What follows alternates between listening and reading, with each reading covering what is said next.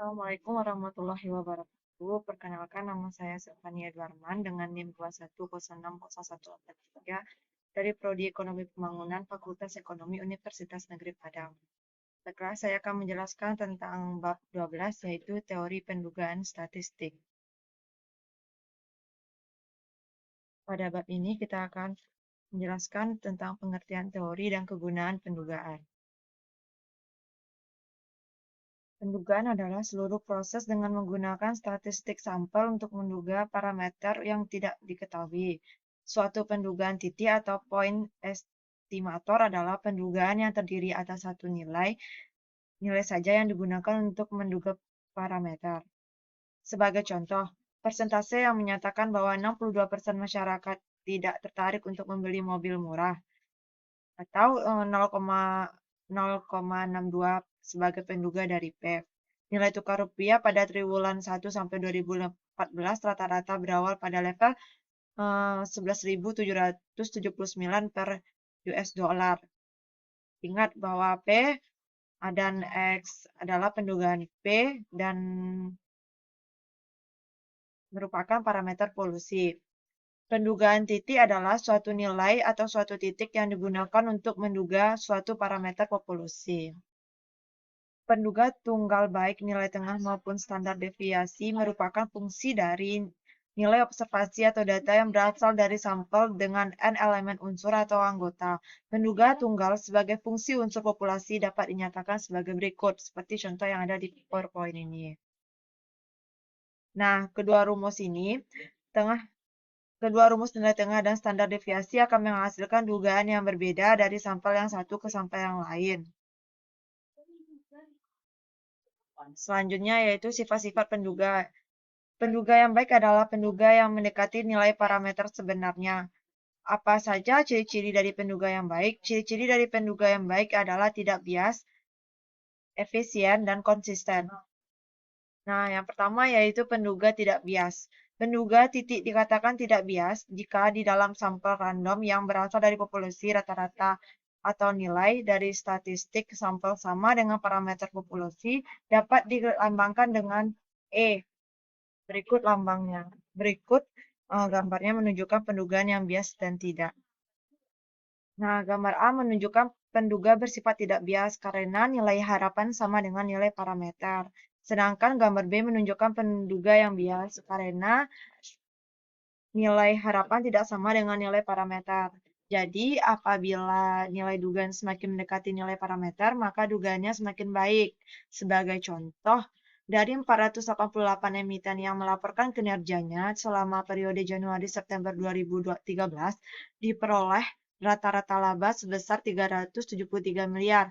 Pengambilan secara acak 5 sampel dari 30 sampel menghasilkan rata-rata laba masing-masing sebesar 773 miliar dan 186 miliar. Dengan demikian, rata-rata laba dihitung dari 30 sampel lebih tidak bias dibandingkan rata-rata laba emiten yang dihitung dari 5 sampel. Selanjutnya yaitu penduga efisien. Penduga yang efisien atau efisien estimator adalah penduga yang tidak bias dan mempunyai varians yang lebih kecil dari penduga-penduga lainnya. Kalau ada dua penduga yang tidak bias, misalkan X1 dan X2 di mana varians dan atau standar deviasi dan X1 lebih kecil dari X2, maka dapat disimpulkan bahwa penduga X1 lebih baik daripada penduga X2. Penduga dengan standar deviasi yang paling kecil adalah penduga yang efisien. Sebagai contoh yang ada pada PPT ini. Yaitu standar deviasi laba dari 5 sampel sebesar 909,38 miliar dan standar deviasi laba dari 30 sampel sebesar 68,82 dengan menggunakan rumus S2 per X sama dengan S2 per X dibagi N. Maka dapat dihitung varian masing-masing sampel yaitu 826,976 miliar untuk 5 sampel dan 4.736 untuk 30 sampel. Ini dapat disimpulkan bahwa varians laba bersih dari 30 sampel lebih efisien dibanding dengan varians laba bersih dari 5 sampel. Selanjutnya yaitu penduga konsisten, yaitu nilai dugaan yang semakin mendekati nilai yang sebenarnya dengan semakin bertambahnya jumlah sampel.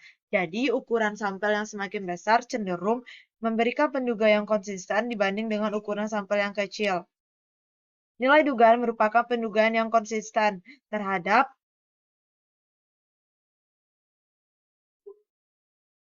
parameter populasi. Karena apabila N mendekati N, maka populasi X mendekati nilai dugaan, dan apabila N sama dengan N, maka nilai dugaan sama dengan parameter populasi. Sebagai contoh yang ada pada gambar ini. Pada gambar di sini terlihat bahwa semakin kecil jumlah sampel, maka nilai dugaan semakin jauh dari nilai sebenarnya. Maka misalnya dengan sampel N kecil mempunyai nilai dugaan di dugaan 2 dan relatif jauh dibandingkan dengan nilai parameter populasi sebenarnya. Apabila sampel diperbesar menjadi N sangat besar, maka nilai dugaan menjadi dugaan pertama dan menjadi dugaan yang lebih baik daripada dugaan yang kedua. Apabila N ditambah dengan N tak terhingga, maka distribusi sampel menjadi pengempis berupa garis lurus di atas parameter yang sebenarnya. Inilah pembuktikan bahwa semakin besar sampel, maka nilai pendugaan akan lebih konsisten. Selanjutnya yaitu pendugaan interval. Pendugaan interval adalah suatu interval yang menyatakan selang di mana suatu parameter populasi mungkin berada. Pendugaan interval ini menunjukkan pada interval berapa suatu parameter populasi akan berada. Hal ini didasarkan atas pertimbangan bahwa suatu nilai dugaan tidak mungkin dapat dipercaya penuh 100%. Karena nilai tersebut didasarkan pada sampel yang merupakan bagian dari populasi. Suatu interval keyakinan atau confidence interval yang dibatasi oleh dua nilai yang disebut batas bawah dan batas atas lebih memungkinkan bahwa suatu parameter akan berada pada kisaran interval tersebut. Interval keyakinan untuk rata-rata hitung populasi adalah interval yang memiliki probabilitas besar mengandung rata-rata hitung populasi. Bentuk umum interval keyakinan adalah sebagai berikut, yaitu S dikurang ZSX kecil P kecil S ditambah ZSX sama dengan C, di mana S merupakan statistik yang merupakan pendugaan parameter populasi. P merupakan parameter populasi yang tidak diketahui. Sx adalah standar deviasi distribusi sampel statistik. Z adalah suatu nilai yang ditentukan oleh probabilitas yang berhubungan dengan pendugaan interval. Nilai Z diperoleh dari tabel luas di bawah kurva normal. Sedangkan C adalah probabilitas atau tingkat keyakinan yang dalam praktik sudah ditentukan dahulu. S dikurang ZSX adalah nilai batas bawah keyakinan, sedangkan S ditambah ZSX adalah nilai batas atas keyakinan. Ini merupakan contoh menentukan jumlah sampel setiap startum.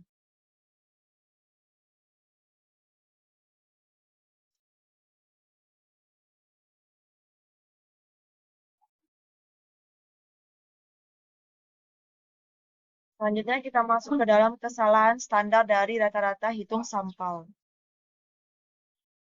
Kesalahan standar dari rata-rata hitung sampel adalah standar deviasi distribusi sampel dari rata-rata hitung sampel.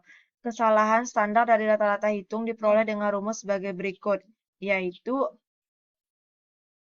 jumlah atau ukuran sampel dibagi dengan jumlah atau ukuran populasi yang merupakan kecil dari 0,05. Dan untuk populasi terbatas yaitu jumlah atau ukuran sampel per jumlah atau ukuran populasi besar daripada 0,05 N. Selanjutnya yaitu menyusun interval keyakinan. Sebagaimana telah dipelajari sebelumnya tentang rumus umum interval keyakinan, maka untuk interval keyakinan rata-rata itu dapat dirumuskan seperti yang ada di PPT ini. Sedangkan untuk populasi terbatas, nilai S per kuadrat N harus dikalikan lagi dengan faktor koreksi menjadi akar N dikurang N per N dikurang 1. Nilai X merupakan rata-rata dari sampel, sedangkan nilai Z untuk beberapa nilai C yang disajikan seperti pada tabel ini.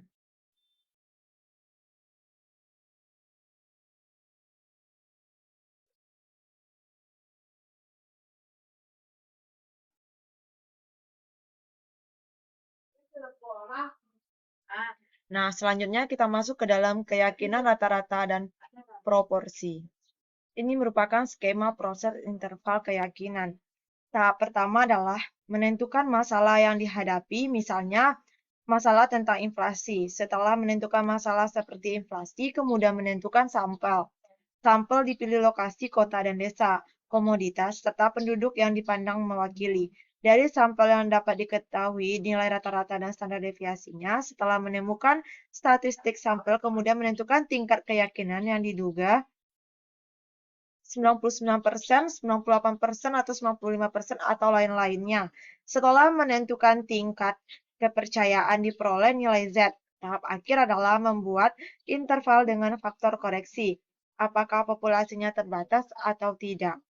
Penyusunan interval keyakinan untuk rata-rata ditentukan oleh dua hal, yaitu bentuk distribusi sampling dan apakah standar deviasi populasi diketahui atau tidak. Berikut beberapa contoh pendugaannya, yaitu yang pertama distribusi normal dan standar deviasi populasi diketahui. Apakah distribusi sampling rata-rata mendekati normal dan standar deviasi populasi diketahui, maka dapat dicari nilai standar error X. Rumusnya seperti ini.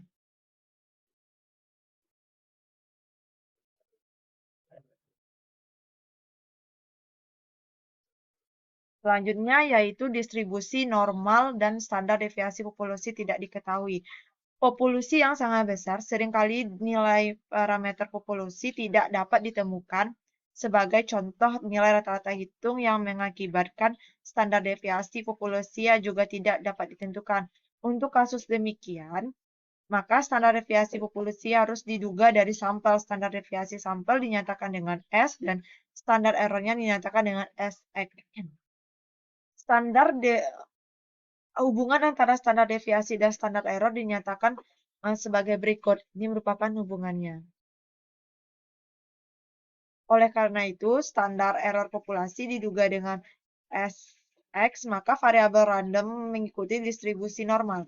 Variabel random mempunyai distribusi yang dinamakan dengan distribusi T-student.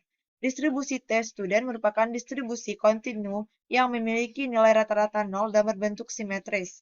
Distribusi student, walaupun bukan suatu distribusi normal, apabila jumlah sampelnya semakin besar, maka akan mendekati distribusi normal, seperti kurva ini.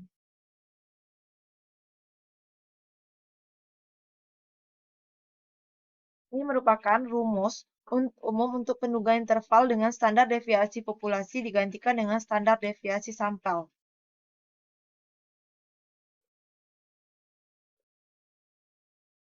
Selanjutnya itu interval keyakinan selisih rata-rata dalam proporsi.